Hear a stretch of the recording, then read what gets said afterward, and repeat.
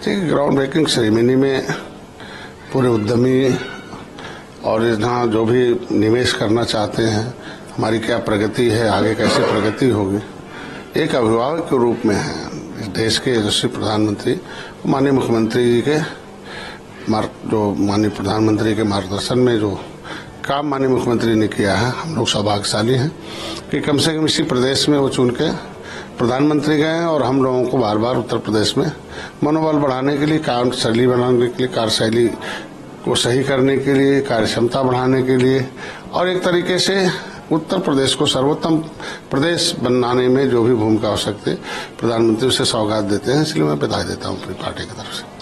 Sir, Rahul Gandhi ji की भारत जोड़ो न्याय यात्रा वाराणसी पहुंच गई है, क्या कुछ कहेंगे सर? लोकसभा चुनाव भी करीब है, ऐसे में जो ये यात्रा है कितनी चुनौती दे सकता है भाजपा को? देखो, लगभग 70 साल से ऊपर कांग्रेस को जनता ने समय दिया था कि आप हमारे साथ न्याय करिए। गरीब, शोषित, वंचित, महिला, नौजवान, किसान, इस जितने भी कमजोर तबके के लोग थे, सबने अवसर दिया था कि मेरे साथ न्याय करिए, हम आपके साथ खड़े हैं। पूरे 67 लगभग 70 साल तक लगभग जनता इनको हाथ में सत्ता दी कि अगर न्याय किया होता तो इन्हें यात्रा निकालने की क्या जरूरत पड़ती है, तो जनता इनके साथ खड़ी होती है। अब जनता इनके खिलाफ एक यात्रा निकाल रही है कि इन्हें हटाओ और मोदी जी को लाओ, और इनकी यात्रा से कोई नहीं, जिन जिन राज्यों में इनकी यात्रा गई आप देख सकते हो अपने आप खत्म हो गए, तो वो भी जहाँ है जो बचा खुचा वो भी खत्म हो जाए। सर, इंडिया के वहीं समाजवादी पार्टी के राष्ट्रीय अध्यक्ष इस राहुल गांधी जी के न्याय यात्रा में शामिल होंगे रायबरेली अमेठी में, इसको किस तरह से देखते हैं सर? सही माने में अगर इंडिया गठबंधन के अंग थे तो इन्हें उत्तर प्रदेश समाजवादी पार्टी की सत्ता रही है 5 बार, तो जाकर उन्हें स्वागत करना चाहिए। तो दूरी ही बता रही है कि अंदर अंदर क्या चल रहा है। आज के दिन में हम पहले बताए, इंडिया जो है यूपीए के उस पुराने जितने भी कृत थे जो उनके षड्यंत्रकारी रवैये थे, उसको तो अपने दबाने के लिए इंडिया का नाम दिया गया, और जितने नेता थे दल वो कांग्रेस के गलत नीतियों के विरोध में ही खड़ा हुए हैं, बढ़ा हुए हैं, और दल तो दिखते थे, दिल उनके नहीं दिखते थे। अब मैंने बताया सब दुल्हा बनना चाहते थे, और आज अंतिम में ही बटुए जोगी मठ उजाड़ हुए, अलग अलग हैं और आगे भी रहेंगे इनके एक होने। उत्तर प्रदेश में सपा बसपा एक मजबूत दल थे, लेकिन 2019 में एक होकर लड़के देख लिए हैं, और सपा और कांग्रेस भी 2017 में एक होकर लड़के देख चुके, तो उससे कुछ नहीं है। जब से निषाद मोदी के साथ खड़े हैं, डॉक्टर संजय अपनी सेना के साथ मोदी के साथ खड़े हैं, और इसीलिए पूरा देखो देश जीत रहे हैं। सर, इंडिया गठबंधन उधर सपा नेता स्वामी प्रसाद मौर्य ने अपने पद से इस्तीफा दे दिया, इधर पल्लवी पटेल ने जो है कांग्रेस राहुल गांधी जी के न्याय यात्रा में शामिल हो रही है, इसको किस तरह से देखते हैं सर? इधर नाम पीडीए का है, लेकिन काम इधर एनडीए में है पीडीए का। हम भी पीडीए थे, राजभर भाई पीडीए थे, लेकिन संभाल नहीं पाए किसी को भी, और बाकी जो बचे लोग हैं वो भी फिसल रहे हैं।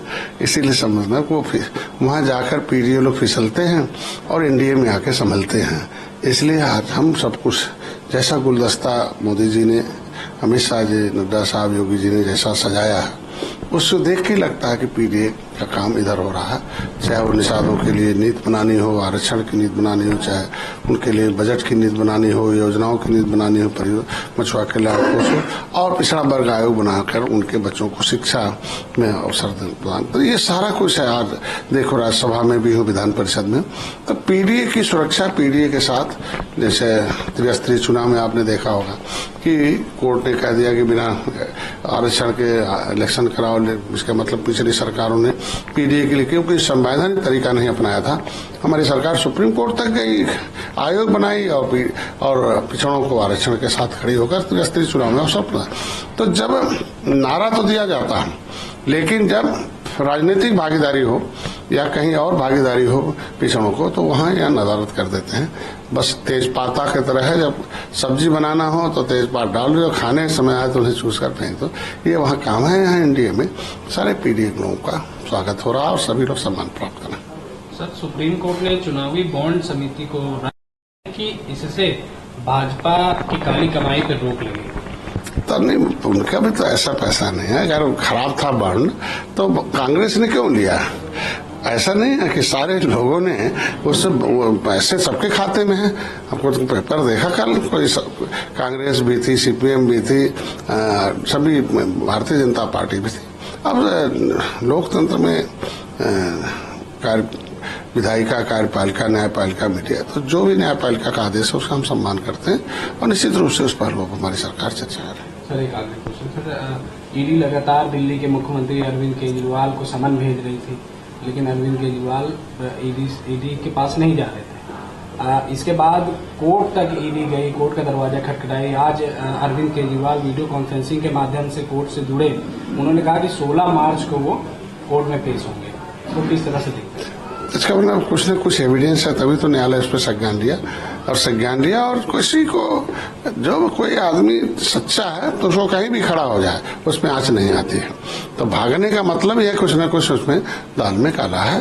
तो आज के न्यायालय न्यायपालिका को मैं धन्यवाद दूंगा कि कम से कम उन्होंने संज्ञान में लिया और जो संवैधानिक पदों पर रहने वाले लोग हैं उनको सुचिता का मार्ग मिले, ऐसी तरह से न्याय मिलना चाहिए और मैं न्यायालय को धन्यवाद देता हूँ। क्या लगता है सर, संजय सिंह और मनीष सिसोदिया भी जेल में हैं, इनके ऊपर भी कोई कार्रवाई? हम जो भी भारत का लोकतंत्र, जगह जनता जज होती है, जनता जो है एक तरीके से जनता जनार्दन होती है, ईश्वर का दूत होती है। तो इसीलिए जनता ने जो सरकार चुनी है और सरकार में सिस्टम है, उस सिस्टम के माध्यम से अगर उसके खिलाफ कोई जाता है तो इसके मतलब उस लोकतंत्र के खिलाफ है, तो निश्चित रूप से उसको सजा का भागी है। तो जैसा भी होगा, अगर इनके पास एविडेंस नहीं होते तो कैसे उनको, अगर अच्छे एविडेंस हो तो जेल से उन्हें जमानत मिल जाती है। इसमें कहीं न कहीं कुछ न कुछ गलत है और आगे इस तरह की कार्रवाई होने से एक फायदा है कि आगे जो आने वाली पीढ़ी है वो गलत न करे, इसके लिए एक नसीहत है।